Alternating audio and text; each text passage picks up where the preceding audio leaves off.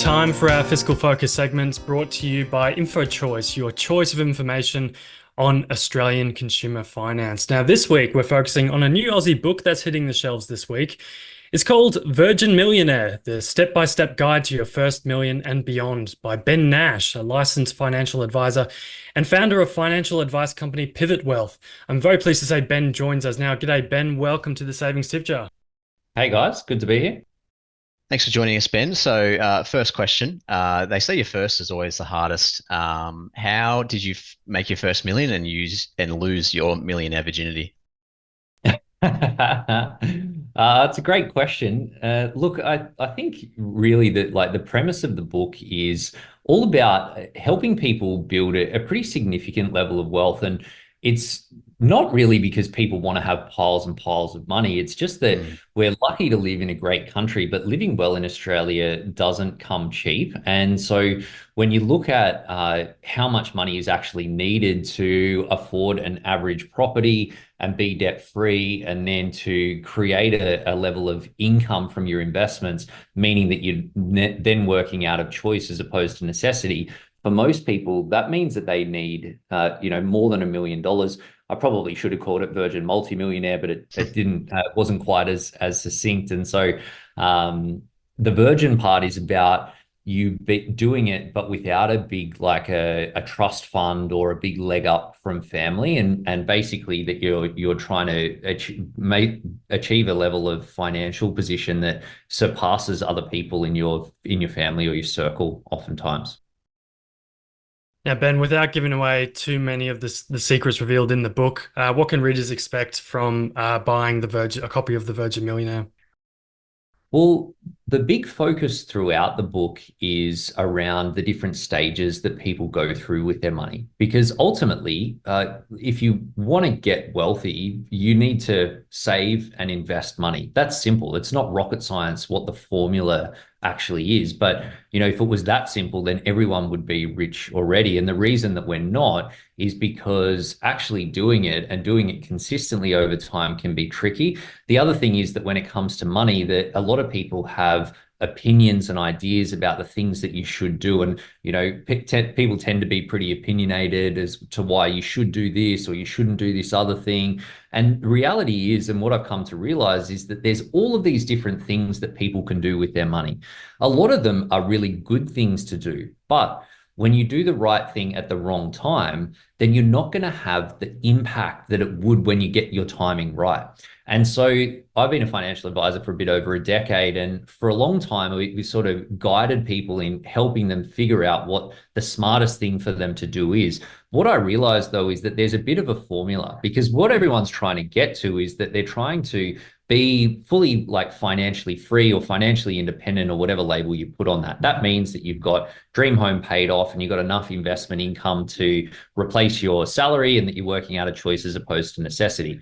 But no one starts there. You've got to start at the start. You've got to start with the foundations and putting the building blocks in place for your future success. When you're in that stage, there's a bunch of things that you should be doing if you want to make the maximum progress in the minimum amount of time. But what happens when you complete that stage, that you essentially unlock another set of decisions that then become the things that will move the dial the most for you. And the Virgin Millionaire basically unpacks the 5 different key stages that people move through and the things that you should be thinking about in each of the stages to move the dial the most on your money. For sure. What stood out to me in that response, Ben, is the fact that you said, right moves, wrong time. Can you give us a more specific example of that? Maybe, from a client or just generally speaking, what you've personally experienced as well? For sure. Yeah. Look, well, superannuation, for example, superannuation is the most tax effective place that you could possibly invest money. So if you've got an investment portfolio, having it inside your super fund, as opposed to having it owned personally in your personal name, will result in you paying a much, much lower rate of tax on that income. And when you pay less tax on your investment income, it means that you've got more money left over that you can reinvest, save, or spend.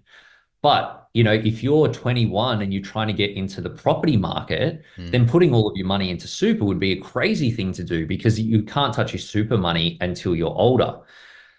But if you've already got into the property market, maybe you bought an investment property, maybe you bought a couple, then cranking your super, you get tax deductions on the way in, you pay less tax when the money's inside there. That makes a ton of sense.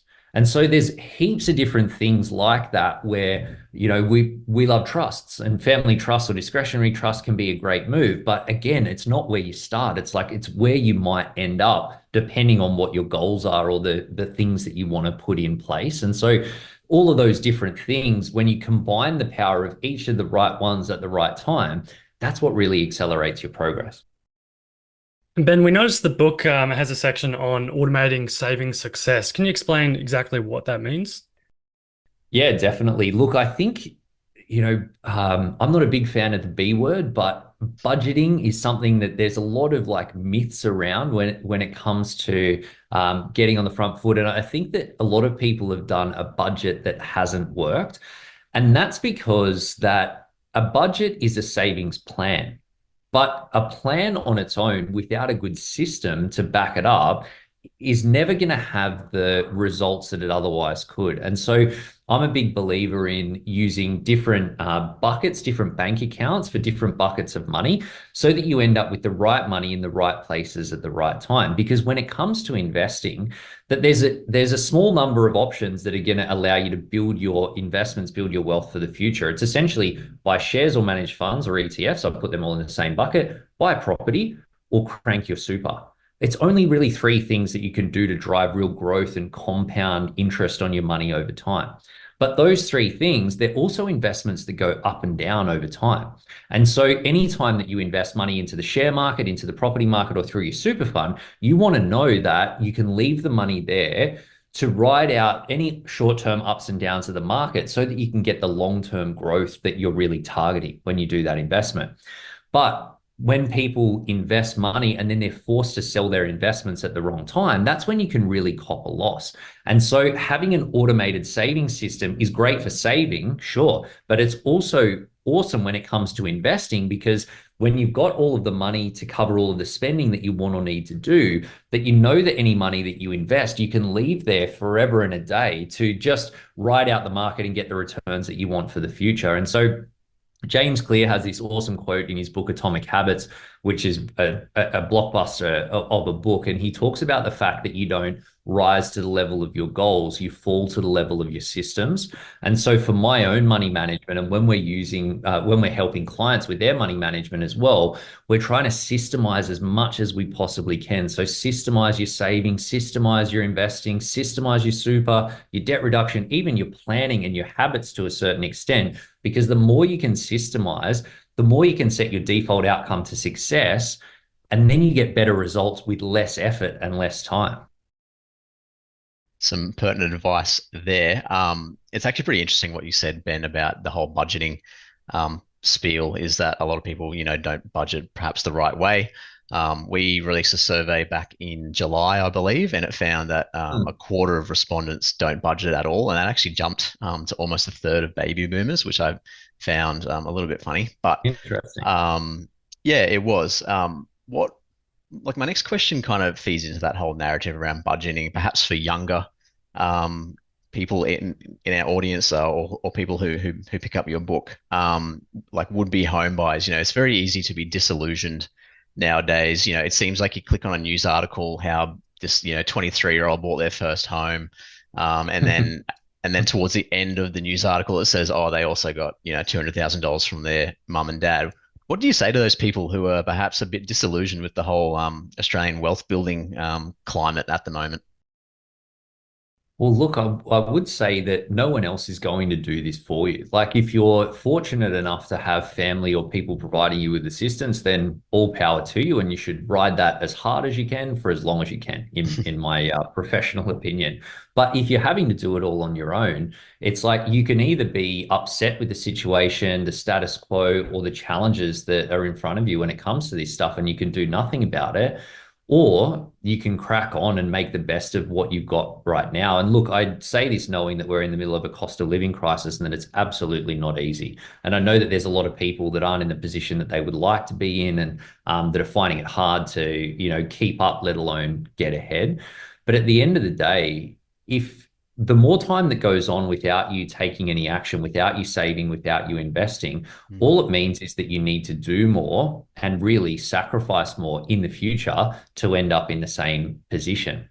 And so, you start small. You don't need to be an expert. You don't need to move mountains at the start. You just start somewhere. And one of the things that I talk about through the book when it comes to investing, particularly for people like right in the early stages, if you haven't invested before, or if you're not investing right now, investing just $5 a week or a month and setting that up on an automatic investment plan into the future. Now, that might sound like $5, it's not really going to touch the sides, but you would not believe the amount of times that I've done this, that pretty much every single person, with only a very small handful of exceptions, that start investing $5 even a month, within 3 months, they're already investing more because it's a shift to your thinking. It's a shift to your mindset. Everyone can afford $5, right? That's like the cost of a coffee, depending on where you buy your coffee, maybe less. But then when you do that, you start making some progress. You start feeling good because you are actually moving forward. And then you start finding ways that you can do a little bit more. And then you build on that. So don't think you need to go from 0 to 100. Just start somewhere, lock in that progress, try and make it as automatic as you can and as consistent as you can. And then that gives you a starting point to build from. Yeah, I suppose everyone's got to start somewhere. And, like you say, even just putting a little bit aside each week into a, high interest account can really build up. I mean, we actually, when my son was born just over 8 months ago, we made a conscious effort to put just $10 aside just for his future, and putting into our offset account, at our interest rate of, over 6%.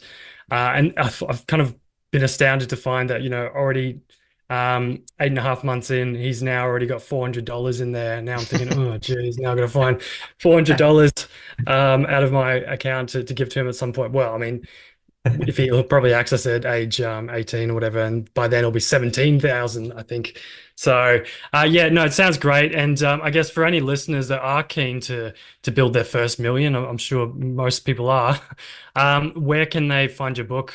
How do they buy it? So it's in all the places that people buy books. So check it out. Amazon is big, or you can look on the Pivot Wealth website. We've got the direct link in there. So pivotwealth.com.au/books. And there's the Virgin Millionaire book, as well as my first two books on there. But essentially anywhere you buy your books. And Nash, really appreciate your time here on the Savings Teacher podcast talking about your new book. Thanks so much for joining us. Great to be here. Cheers, guys.